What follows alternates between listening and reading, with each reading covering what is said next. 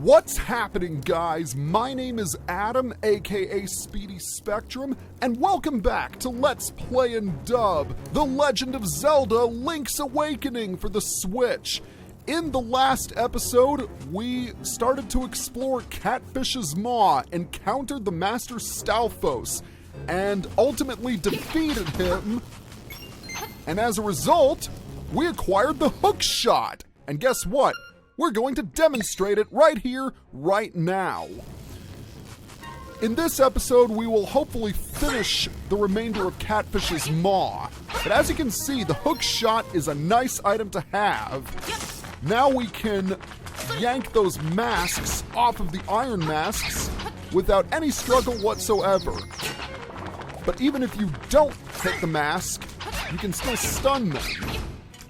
The Hookshot is without question my favorite item in Zelda history because it's just so versatile. Take this treasure chest, for example. Before, we couldn't get to it, but the Hookshot allows us to latch on to an item and pull ourselves toward it.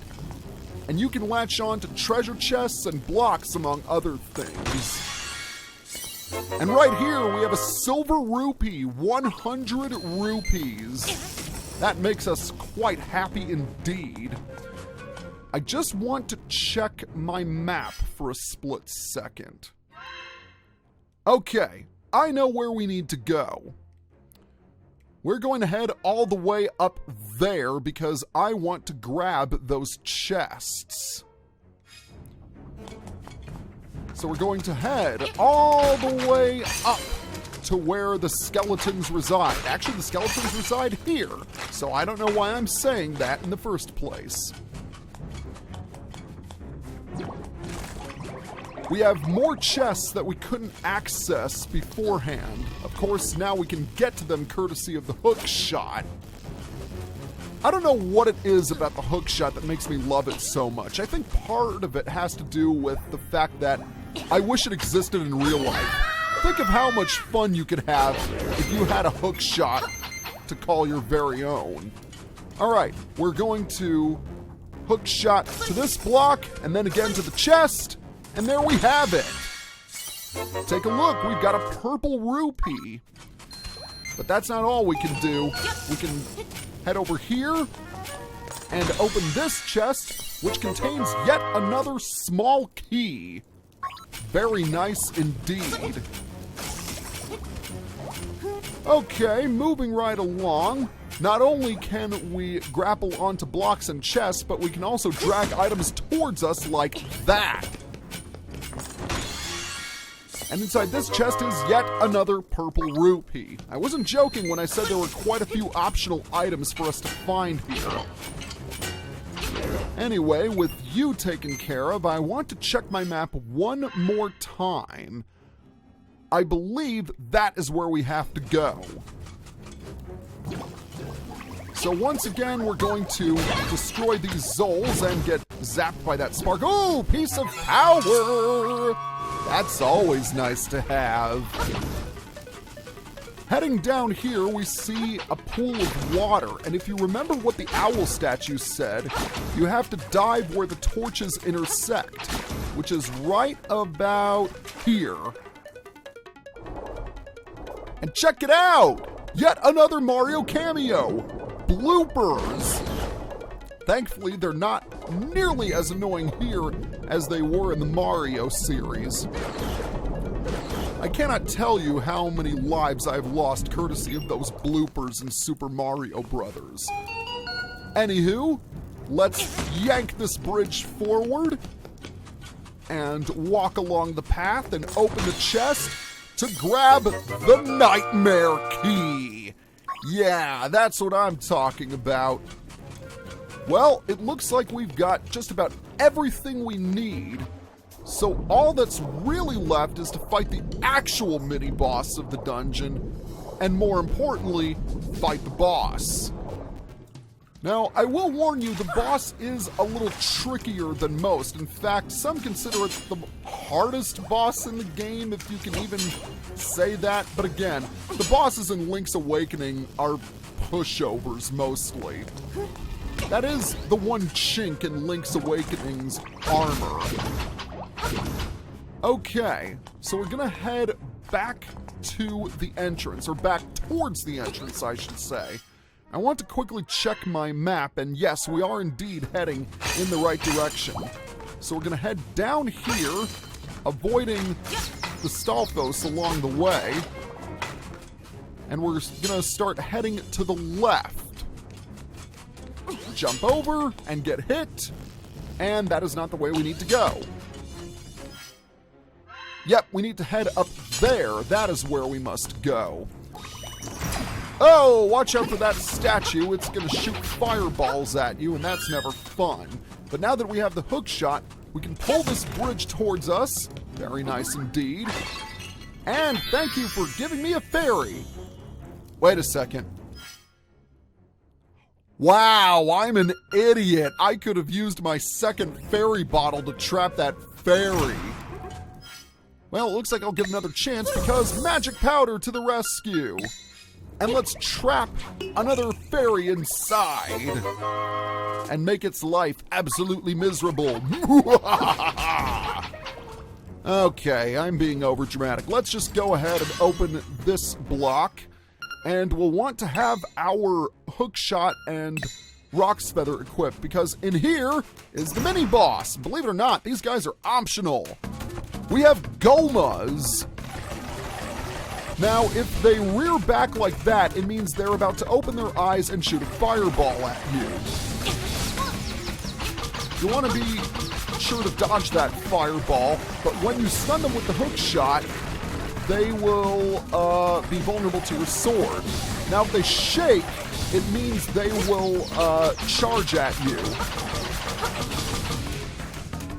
So you need to hit their eye, and when they shake like that, they will rush.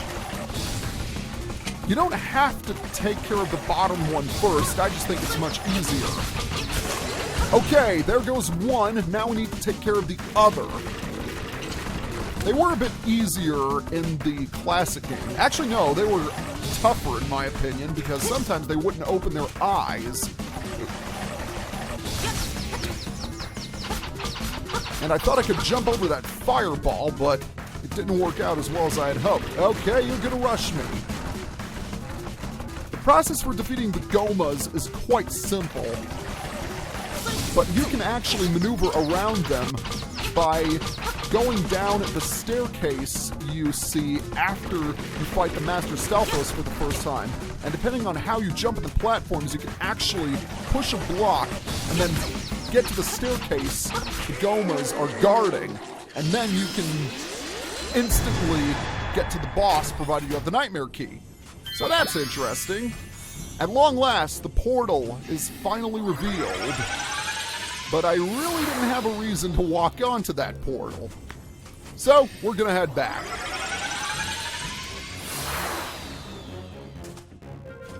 If only the portal had appeared sooner, like maybe after the second time you fought Master Stalfos, then it would have been much more useful. But we don't really need it now because we're almost at the end. If this gel would get off of me. Die! There we go. So just to double check, oh, we actually have a chest that we did not collect. Thankfully, it's a short distance away from our current location. And I can always push that block aside, which makes things a little easier.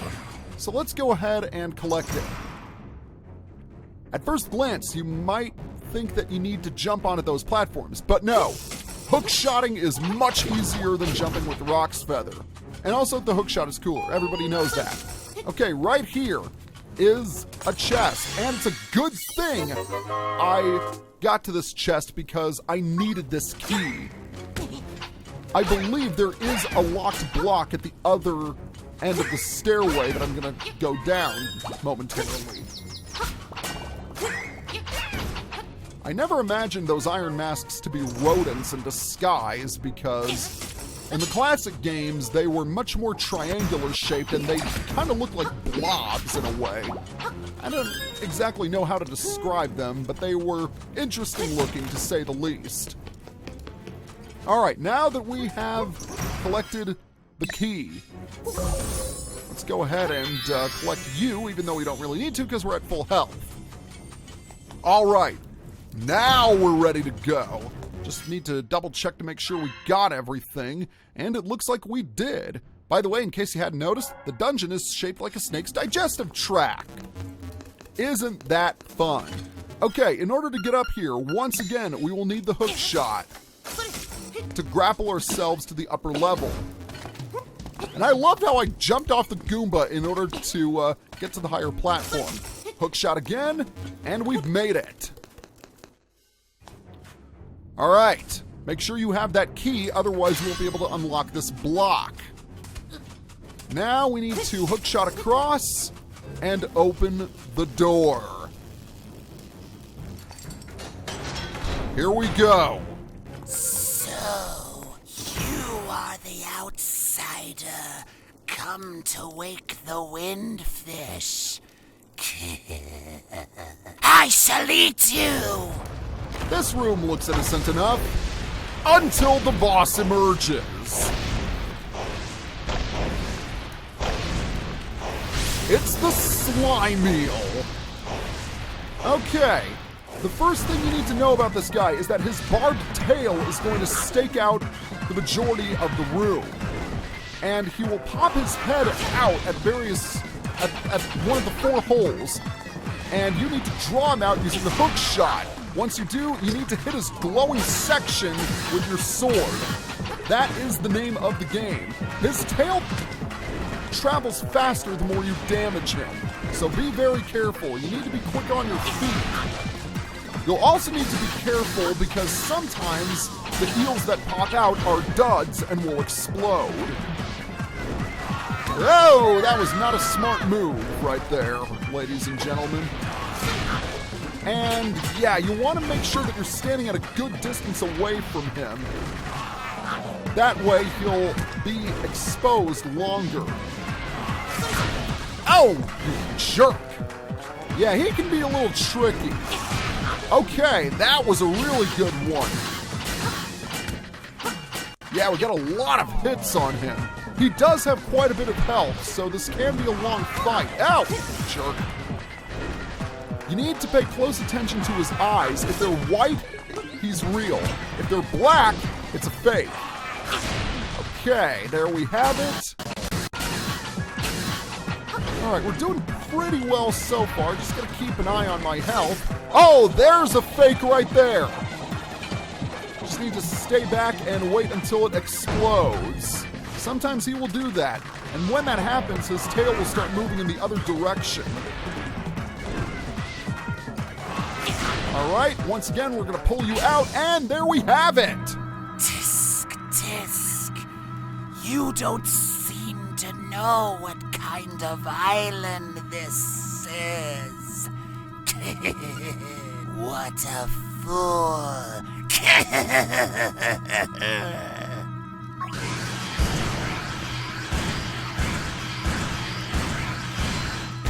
Goodbye and good riddance. Okie dokie, that is the 5th boss defeated. And once again, another heart container. We're closing in on the maximum number of hearts, I have to say. But more importantly, we now have the 5th instrument of the sirens. You got the wind marimba!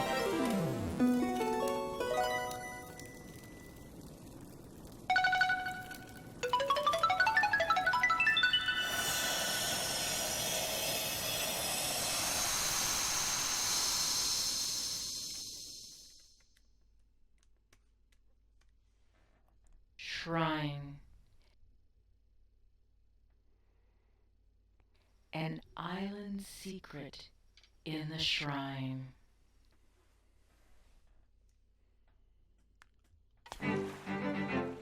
And with that, we are done in Catfish's Maw. So next time on Let's Play and Dub, The Legend of Zelda Link's Awakening, we're going to do some more exploring to see if we can find this shrine the mysterious voice told us about. See you guys next time.